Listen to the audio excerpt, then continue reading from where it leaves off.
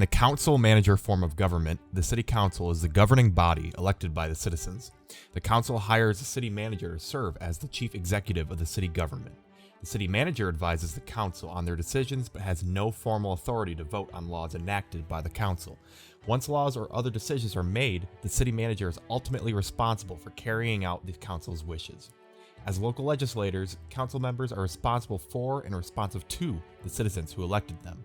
Depending on the city's charters and state laws, they may perform the following functions: review and approve the annual budget, plan for the future of the city, establish long and short-term objectives and priorities, oversee performance of city manager, oversee effectiveness of programs, establish tax rates, enter into legal contracts, borrow funds, pass ordinances and resolutions, modify the city's charter, regulate land use through zoning laws, regulate business activity through licensing and regulations, regulate public health and safety, communicate policies and programs to residents, respond to constituent needs and complaints, and lastly, represent the community to other levels of government. Hi, my name is Matthew Johnson. I have the privilege of interviewing the candidates for the November 2020 election.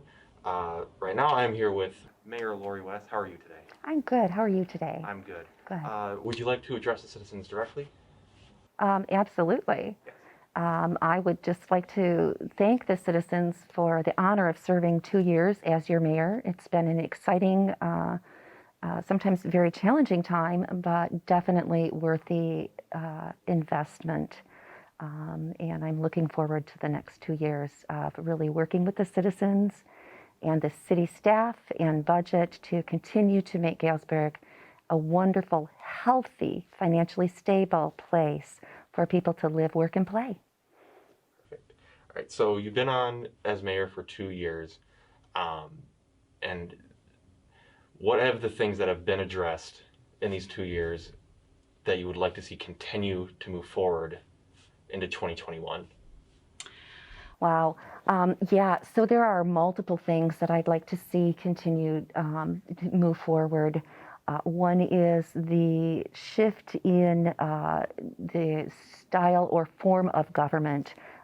You are well aware that we do have a city manager. Council worked painstakingly on that last year, and I'm very proud of the council that we have in place, every one of them.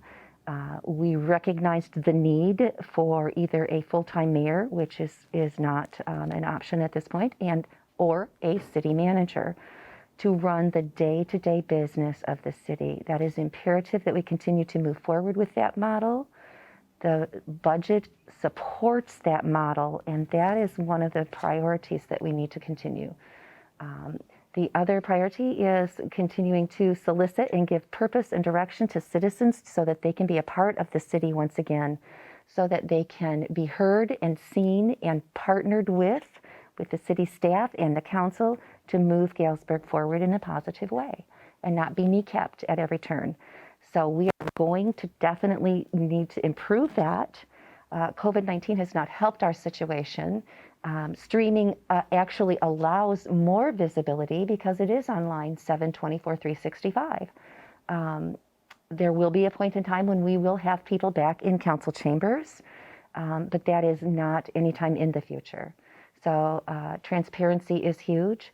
I also would like to have better access or better opportunities to really work with the citizens to have them understand the true place in which the city is at, both financially, as we have lost staff through attrition and discovery. We have new staff, new relationships, and a new city manager coming in. There are lots of missed opportunity here in this beautiful little city. And so those are things that we'll be exploring in priorities. In addition to that, we do not have base documentation, a foundation of documentation that the city needs to function in a healthy manner. For example, the city does not have a master plan. We must get a master plan in place. We must do a continuous improvement plan for something other than our DPW and then follow those plans. We must solicit citizen participation in the making of those plans so it truly is a representative of what the citizens of the city want. The citizens' tax dollars run the city. They should have a very loud voice through council and individually on where those dollars go. So those are some of the priority areas that we'll be working on. So the city manager is a newer position for the city of Galesburg. Correct. And Gabe Barker has been with the city for how long? Gabe will have been on staff for 6 months, October 13th. The city manager position was created again because there wasn't transparency, there wasn't good sharing information, or let's just say we had lots of room for improvement. We didn't have a model that supported a full-time on-site daily operations oversight. It doesn't make sense for a council to evaluate a staff person that they don't supervise and or don't work directly with. So these are sorts of models that are no longer appropriate for 2020. So Gabe has, and I'll say as our first child, we learn. We have learned with Gabe. We know now some things that we will do better as we move into the contract negotiation with the new city manager. And moving forward, how do you feel that relationship with the city manager should be nurtured between mayor, city council, and manager? I think that, well, firstly, understand that the city manager, if we're going to do an org chart of the city, it is the citizens. It is then the council and then the city manager and then the staff from there. So the citizens, the council is responsible to the citizens. The city manager is responsible to the council. The relationship with city manager initially was an orientation of where we were at the time, the direction that council wanted to be going in, and basically assigning a city manager the job from getting from A to B to eventually to C and down the road. One of the things that we will do different is I spent a great deal of time with City Manager Barraker, orienting him, turning over files. As in any municipality, there are multiple hot issues at one time. Working very closely with him the first couple of months and then stepping back slowly so that I wasn't undermining any of the authority that he had. The new city manager will be the same relationship. I will continue to work with her as I transition City Manager Barraker's position and responsibilities to the new city manager. And I work with them very closely. I'm in contact with them on a weekly, sometimes daily basis, because the model is that the city manager will carry out the vision under the direction of the council, the vision of the council and the citizens under the direction of the council. So it's not a hands-off sort of relationship at all. Okay. You also brought up transparency. Obviously, with this pandemic, it's changed a lot of things. But pre-pandemic and then moving forward into 2021, how do you feel that that has been mended in a way? How do you feel that the government of Galesburg has become more transparent? Well, I first off want to say that I believe in a constant continuous improvement model. So we've done a lot of things, but we have a lot of room to grow. And again, I think that this council has done an excellent job at growing and being open-minded to, just because we've done it this way for 20 years doesn't mean it is the right way to do it in 2020. Just because we did it in '96 doesn't mean we should do it in 2020. We are a global economy. We are an ever-changing under COVID and executive orders, et cetera, climate in the city. And the municipality needs to be on top of that 24/7, 365. So transparency was an issue in the past, and we have done the best that we could under the circumstances to try to be open and give multiple means and sources of information to the citizens, with the improvements on the website, establishing a Facebook page. Yes, even streaming, it allows a broader access. People are busy. They're working, 18, 20 hours a day. If I want to flip and watch something at 10 o'clock at night on my phone, it's going to be easier than coming to a 6 o'clock meeting. I understand that there are less than 2% of the population in Kalamazoo County that do not have access to a computer or a cell phone. And they can come in a local library, they can look, the library will help them pull up the feed. So I think that we're doing good. There's always room for improvement. Transparency in that we are now, for example, just one example, not just giving a basic handwritten assessment of, or rather accounting of, I'll take one line item, motor pool. Prior to our new city manager coming on, we were given very little information about accounts payable. Now, we simply print the accounts payable in the budget software, and that is there for all council to see. So, for example, we may have only been approving $2,000 or $3,000 or $4,000 or $5,000 prior to the new city manager, and now we're actually seeing the true expenditures of the city. So our payables is much more transparent, and always any of this information is available to anyone who wants it. Do you feel that citizen involvement hasn't been to a place where you'd like it to be, and how would you want to further improve that? That's been the biggest thing in our short conversation, is that you never stop improving. You know, we can get to an acceptable place, but we still want to push that even more. So how would you, as mayor moving forward, how would you help the citizens get more involved with their government? So firstly, the important thing that from a sociological standpoint you need to get is people need a purpose to be involved. They need a purpose, and they need an open-ended invitation to be involved. That's basic grassroots. Then they need a direction. So we need to give them a purpose. Part of the purpose is we are a financially stable city. We are not going to tell you no on everything. And I realize that, I don't want to look back, but that is the history. There is a shift. We are a financially sound city. We have lots of opportunity now ahead of us as we have maybe taken some corrective action. I feel like we're really at ground zero, and we're at a place to build a better, stronger community for all of us who live and work here. So there's lots of opportunity. We need to give people purpose. We need to accept them and meet them for who they are and where they're at. Everybody's voice matters. Everybody's voice matters. We need to move to a place where we're talking with and not about. And those are ways that we then have that direction together. We get that synergy to move forward and make it a better place. So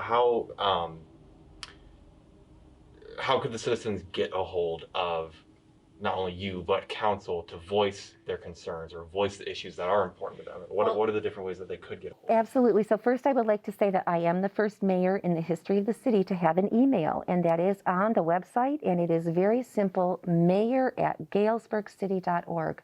And I instituted that the very first week I was in office. So 24/7 you have access to my email. Again, we've instituted a Facebook, which is a big means of communication in today's world.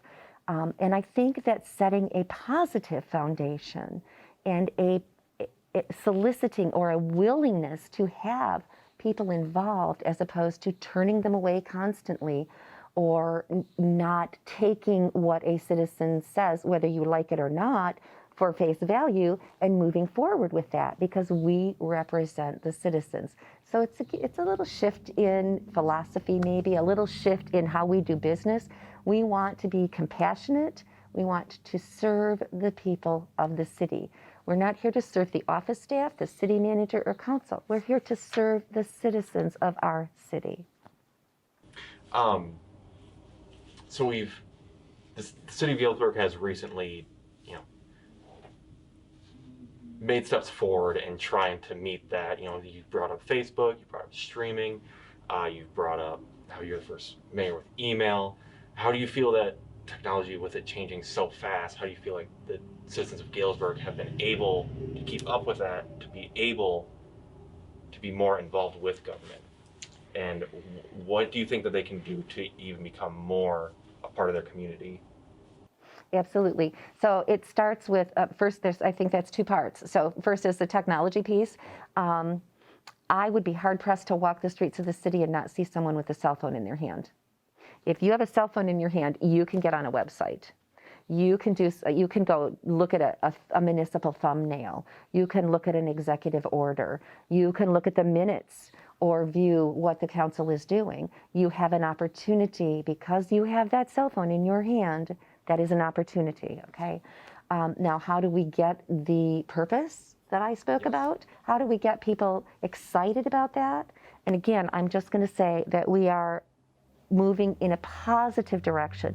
You will find that council and staff are very positive, and we get compliments when people come in our office now or come to council or view council about how positive we are, because we're excited. There are great things that we can do in this beautiful little Midwestern town.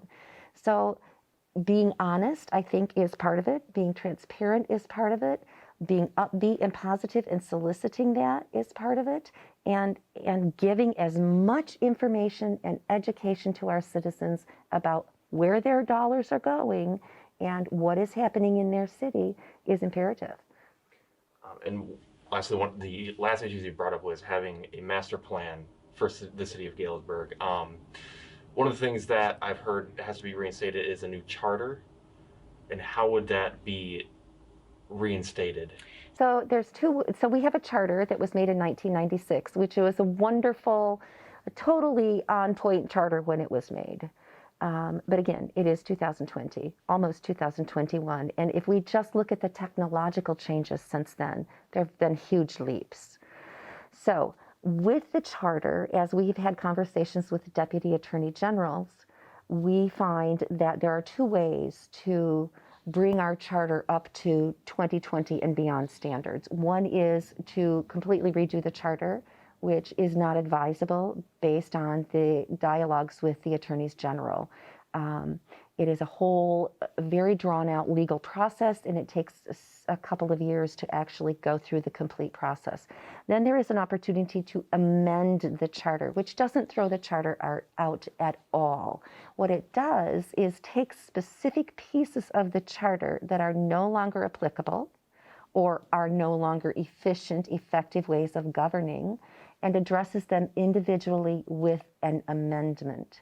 For example, as your mayor, I receive $75 a month before taxes for all of the work, period, before taxes. After taxes, that's about $62 a month. Who in this city would work 20, 30, 40, 50, and 60 hours as the city was shuttered for $62 a month? That doesn't work anymore. It just doesn't. Now then, put a city manager in place, and I don't need a city manager's salary. However, how will you involve people in this city? Our commissioners make $60, about $44 a month. Well, if you want someone to come sit for 2 hours and say yes or no and be done, maybe that's appropriate. That is no longer the role of a commissioner or a trustee in the city. There is lots of work to do. It's not just 2 hours at a meeting. If you're going to serve the city well, you need to be doing your homework. So let's take that for example. Other districts around us, townships and cities, council members make 100 or Comstock makes 250. I'm not asking for that. I'm simply saying if you want to involve people, there is a financial incentive, correct? So that's one thing. So we could make an amendment that says council would get $100 a meeting or council would get whatever. I'm just throwing those numbers out there. It's not my decision to make. It's the citizens' decision to make, but that's an example.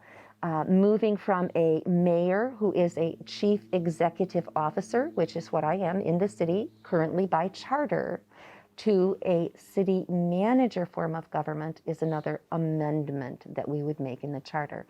Cities who have mayor council government, mayors are full-time or at least part-time. They're not just 2 hours a month. So as you can see, with everything that it takes to run a municipality, 2 hours a month of oversight is just ludicrous. We've got to change that form of government so that we can continue to be strong and healthy in the 21st century. So amending the charter is a quicker process. It allows us to go line by line through the charter again and address what is working and what needs to be updated. So I will actually be starting that process just after the election, setting the groundwork for that process to begin in 2021. Would you say that in the 2 years that you've been mayor, what have you been most proud of that you've been able to accomplish? Wow. There have been some significant building code violations in the city that we have, that I have pushed forward. I have brought a couple businesses to the city. I have worked diligently to be very knowledgeable and informed. I absolutely believe in making informed decisions. I can never have enough information. I have worked diligently to try to get the council to a place where we are having, again, synergy around our thinking. I have had a very open door. I hope that people can talk to me, and they do. You don't have to like me. You don't have to say good things, but it's important that we talk through whatever the issues are. I have moved to a consent agenda on council agendas, which expedites the process.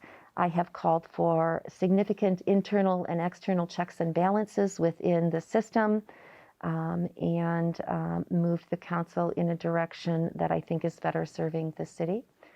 I've given a lot of time, and I don't expect a pat on the back. I stepped into this. I do what I say I'm going to do, and it's somewhat gratifying to live here and watch the changes. Worked closely with the bike trail, and although that was a bit controversial, I think it's a very good thing for the city as it's getting done. It looks beautiful. It's bringing people to town. I'm happy to say I chose to move to Galesburg 5 years ago. I've known about the city, driving through it, working, commuting. My husband and I chose to come here because it's a beautiful little city, and I think we've done great things to improve it. You speak about how you're always trying to learn, you're always trying to take things and incorporate them. What have you learned from, not just the county, but say counties or cities across state or in the UP? What have other cities done that you've tried to incorporate, and what would you like the citizens of Galesburg to know, that even though they are a smaller community, if it's better for the community, what can be done that other cities are doing? Mm-hmm. I think that what I have learned is that there's always so much more to learn. As I liaison with other townships and cities and city managers and township supervisors and other downtown development authorities, and even our elected officials beyond the city of Galesburg, we have learned that there are multiple opportunities for economic development. We are now enrolled in the Michigan Economic Development Redevelopment Ready Community Program. And that is walking us through some very basic economic development documents that were not part of the city's government in the past. It is, as we look at other towns and villages that have walked through this process, we're seeing some wonderful things that they've done that we've been able to glean and put in our wish list or in our future planning for economic development.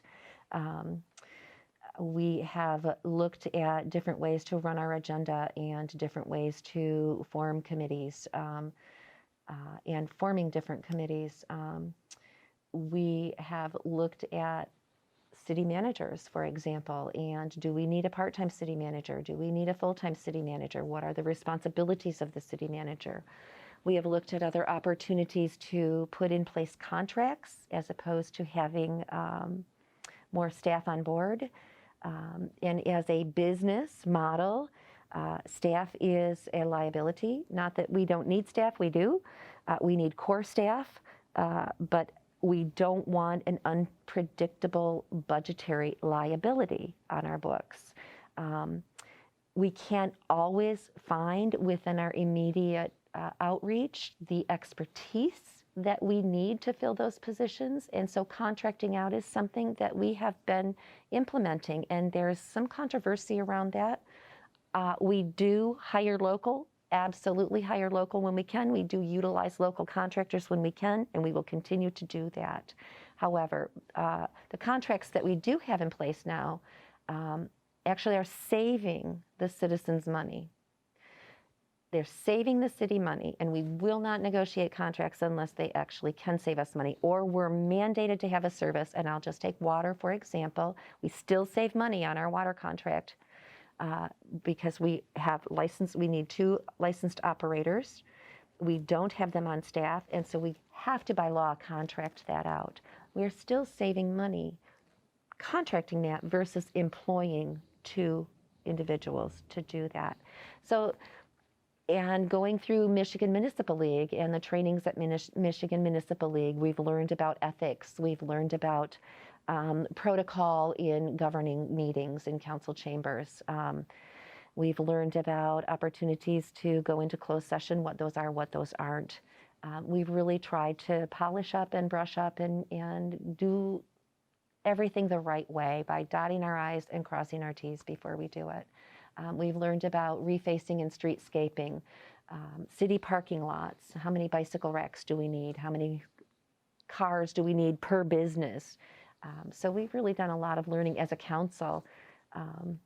And I personally liaison with building associations and, again, other township leaders and mayors on a regular basis, and the Kalamazoo County Police Department, et cetera. So I've learned a lot, and I continue to learn. Leslie, is there anything that you want to address or that you'd like to speak upon to the citizens of Galesburg? Sure. I would like to, I would like this next council to be at a place where we can work together very closely. We are on the same page with the knowledge and the opportunity to gain the knowledge in a real-time sort of manner, and with a positive attitude to move forward. To really, we are at a ground zero here of being able to build a stronger, bigger, better Galesburg. Part of that is budgetary, part of that is moving from a reactive model of government to a planning and proactive model. And anyone who knows either of these models knows that it takes more to put out fires than it does to prevent them. I believe very strongly in prevention, and that means that we're going to continue to be honest and more transparent and open to the citizens to participate, to take an active role, and to have an active voice, because your voices count. Council is open to anybody who wants to communicate with council, and I beseech you to talk with us, not about us. Until we come to a place where we can have that conversation, as difficult as it may be for some, we will not improve. We must get better. We must be positive. We have a beautiful city. We must promote it and continue to improve it. Perfect. All right. Thank you so much, Mayor. You're very welcome. Thank you for your time and the opportunity.